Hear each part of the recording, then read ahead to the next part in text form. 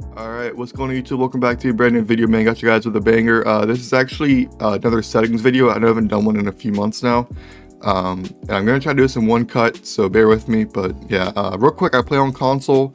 As you can see, I have my PlayStation logo next to me. I know I'm not doing some remote play stupid stuff. I don't know what that is, to be honest. But yeah, I'm on a console, so all of these settings are for console players and even PC kids that play with a controller. So yeah, let's hop into it. So starting off in the controller, I run a PS5 DualSense Edge controller. I've had some questions about that as well.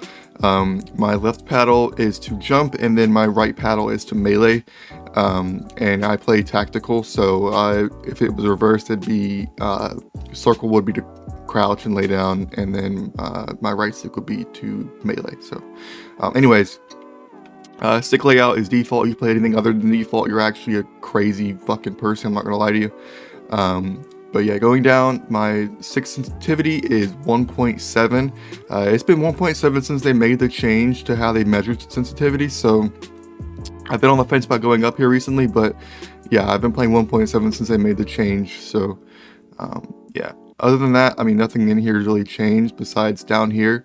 I do play with controller vibration on. I don't know how people play with it off. I think it's absolutely insane.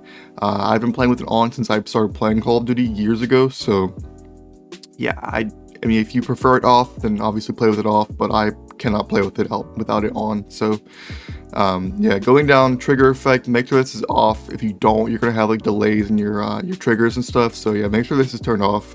And then dead zones, I don't really mess with any of this besides my R2 button dead zone, which is your shoot button. So basically turn this all the way down. It's gonna measure how much force it takes to actually fire your weapon, if that makes any sense. So if you put it all the way to 100 or whatever it goes to, it's going to take a lot for you to push down and actually make your weapon shoot. So make this go down to all the way to 0, because I think it's at 10 by default, but just make it to 0 and you'll be good. Alright, and then back to aiming. Like I said, I'm trying to do this in one take, so if I talk fast or stutter or anything like that, just bear with me, please. I appreciate it. Anyways, here is probably my most important setting category in my entire video.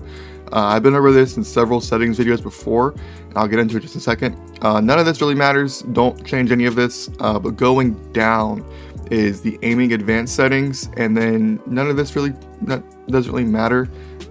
Make sure your aim response curve type is dynamic. I'm not sure why mine was standard, but yeah, make sure it's dynamic. And then under custom sensitivity per zoom, this is by far the most important setting I've ever come across in Call of Duty history. I don't care what anyone says.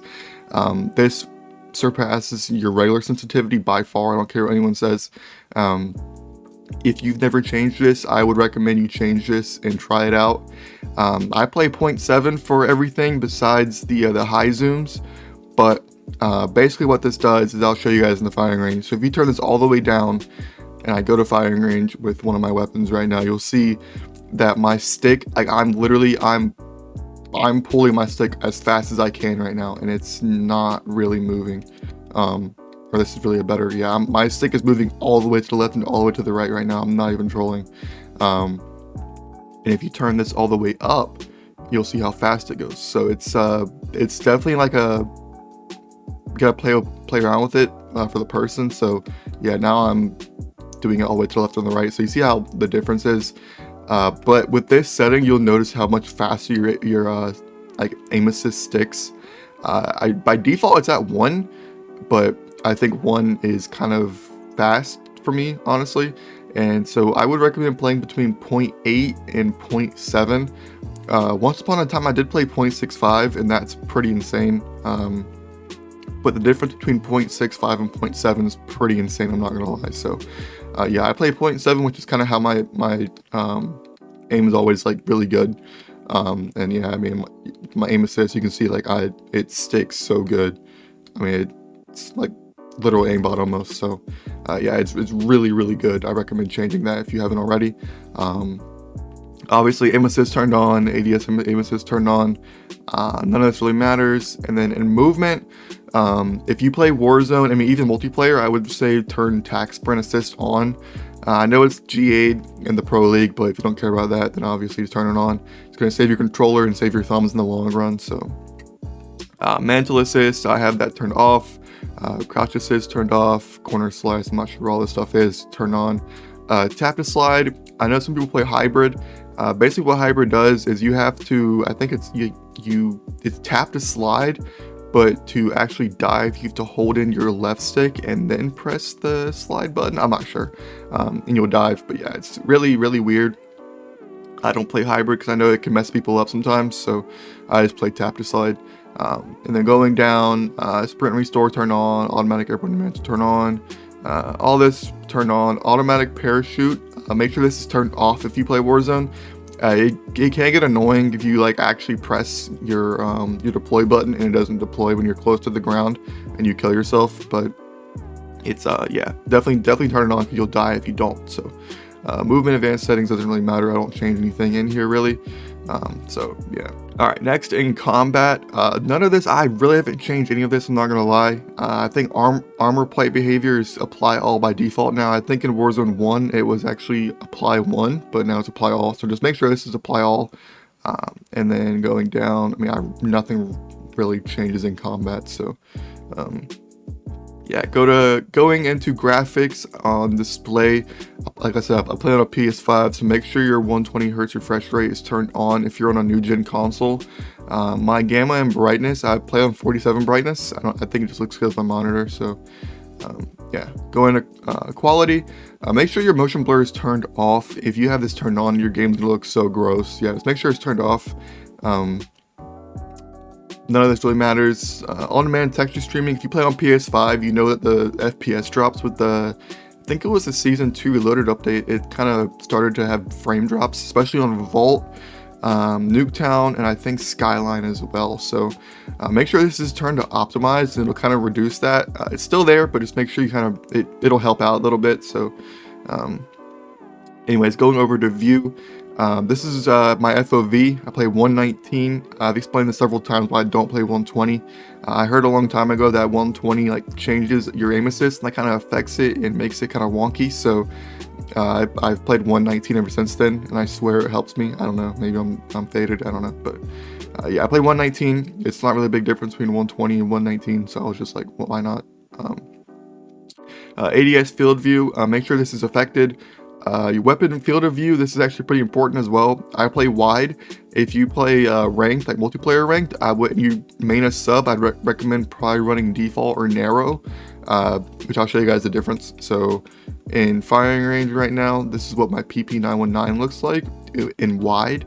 And if I do default, that's what it looks like. And if I do narrow, you'll see how much closer the gun is to me. And this is my aims in narrow.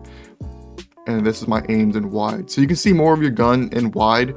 It doesn't really change your in scope, but it does out of scope. It just looks better in my opinion. So going down, make sure your first person camera movement is least. This is basically like when a grenade explodes next to you and your screen shakes, it'll shake a lot less with this. So you really don't play third person camera movement, but if you do, then obviously make this third or least as well. And inverted flashbang, I have this turned on. Basically, if you get flash, it's gonna make your screen black and not white. I don't want to be blind by the age of 25, so I have this inverted. And then I've never changed anything in audio, really, I don't believe, but I do play with 100 volume. My gameplay music at the very, in the main menus is turned to 0. I think it's horrible, so I just turn it down. And then interface, I have pretty much all of my telemetry turned on, which is just like where you can see your packet loss, the time in your time zone, and your ping. So I just have that turned on just so I know what I'm playing at. And then none of this other stuff really matters, to be honest. I think I do have my color customization, yeah, filter 2.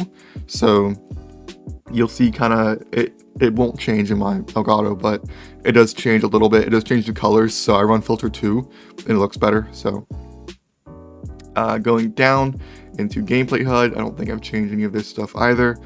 Center dot, I just have center dot turned on and not the actual little squares around it. So yeah, I have that just center dot, and you could change your center dot to I think people play with the blue or the teal, just so you can see where you're aiming at. But I use white. I think it distracts me if I change the color. So yeah, I mean, other than that, I don't think I've changed anything.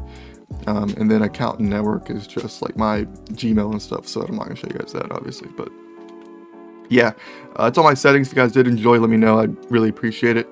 And yeah, anyways, love you guys. Peace.